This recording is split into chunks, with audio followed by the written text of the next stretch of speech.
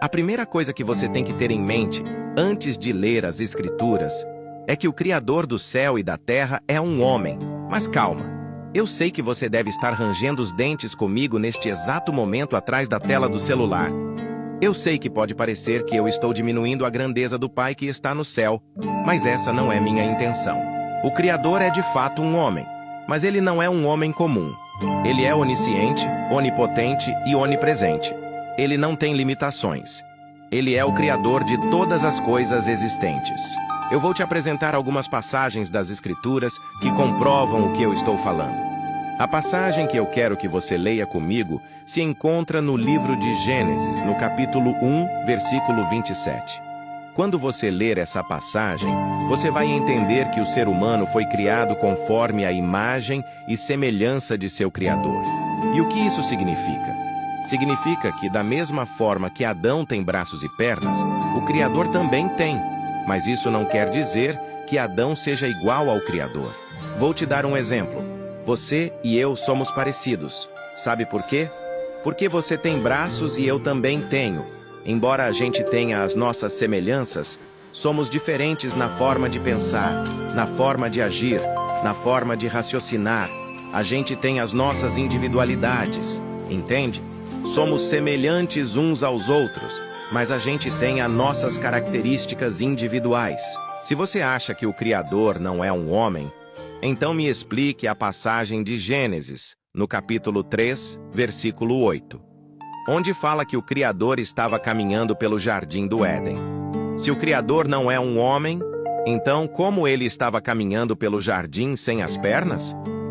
Não precisa ser inteligente para entender isso. Basta pensar com a lógica. As Escrituras deixam claro que o Criador estava de fato caminhando pelo jardim. E se ele estava caminhando, então significa que ele tem pernas. Mas tem uma coisa que me chamou a atenção nessa passagem. Se o Criador é onipresente, por que ele precisa das pernas para caminhar? Ele tem o poder de estar em todos os lugares ao mesmo tempo. Ele não precisa usar as pernas.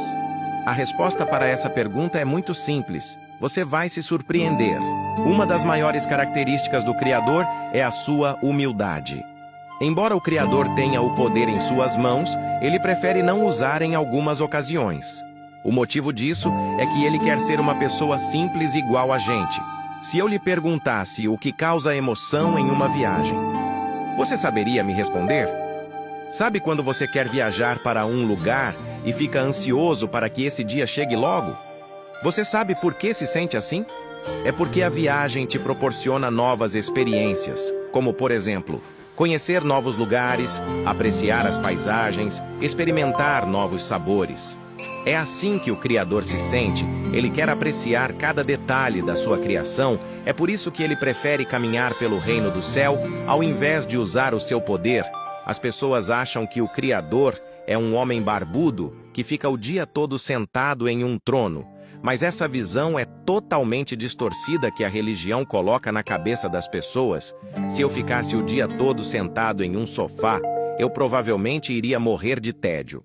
Se você ler o Novo Testamento, você vai ver o Messias o tempo todo usando a expressão Filho do Homem.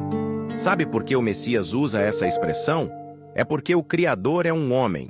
É difícil aceitar isso?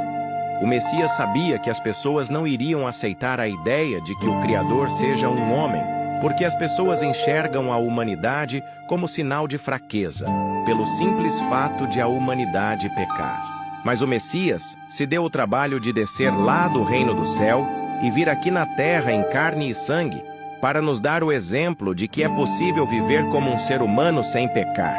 Basta você obedecer aos 10 mandamentos e você não terá pecados. Eu sei, não é nada fácil, mas eu tenho certeza de que se você se esforçar bastante, você vai conseguir viver uma vida correta e agradável perante os olhos do Pai.